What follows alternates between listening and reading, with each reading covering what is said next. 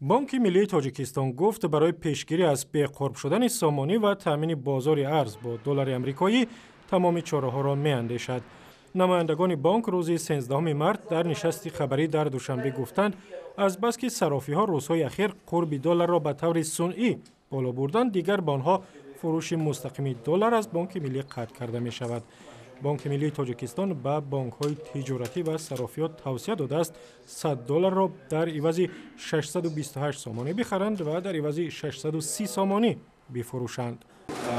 دو سه روزی اخیر دیسکاس شدیم که بغیر از طلبات اقتصادی، طلبات سودخوری و فعالیت تجارتی سودخوران این چنین فعل درجه تاثیر پسیکولوژی هم رسیده است.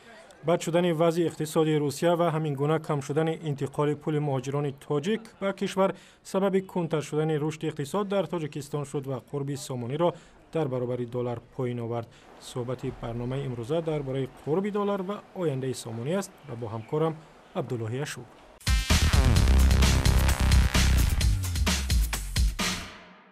عبدالله، نشست خبری اضطراری بانک ملی سبب داشت هنگامه در بازار ارز زیاد بود؟ واقعا این نشست اضطراری و یا خاصه بانک ملی تاجیکستان به سبب نبود، چون که چند روز اخیر در نزد صرافی هایی که طریق آنها بانک ملی تاجیکستان فروش دلار را با قربی نسبتاً پستر براه مانده بود، نوبت زیادی با وجود آمد و حتی کار تا به کشمکش ها رسید. از این رو بانک ملی تاجیکستان تصمیم گرفت با برگزاری یک نشست خاصه به مردم تاجیکستان شهر بتید که وضع را زیر نظارت دارد و نمیگذارد که قرب دلار یک بار بجهد. و روزی 13 مارس وضع در دوشنبه چگونه بود؟ آیا طلبات همچنان به دلار زیاد بود؟ نوبت‌ها در نزد صرافی‌ها دراز بودند؟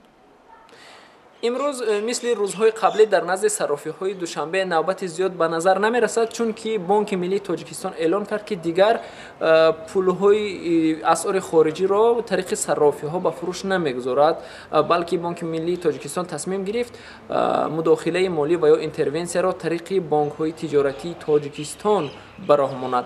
چون که به ادعای برخی از مسئولین بانک ملی تاجیکستان، صرافان در بالاروی صنعی نرخ دلار در تاجیکستان دست داشتند. از این رو آنها تصمیم گرفتند این کار را طریق بانک ها اجرا کنند و با گفته نمایندگان بانک ملی تاجیکستان هر روز آنها با بازار ارز تاجیکستان موافق به طلبات از 1.5 تا 3 میلیون دلار وارد بازار میکنند.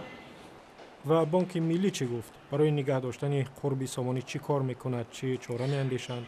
بانک ملی بجز از به فروش برآوردن مقدار از دلار برای جلوگیری از جهش نرخ آن در تاجیکستان، همچنین دیروز یک جلسه اضطراری با نمایندگان بانک‌های تجارتی و برخی از نقطه‌های صرافی برگزار کرده است و در این نشست آنها با این موافقه رسیدند که نرخ دلار در این شب و روز در سطح نهایی 630 سامانی برای $100 مقرر کرده شود و هم نمایندگان بانک‌های تجارتی و هم صرافان و بانک ملی تاجیکستان اطمینان دادند که $100 را از 630 سامانی در این شب و روز زیادتر نخواهند فروخت.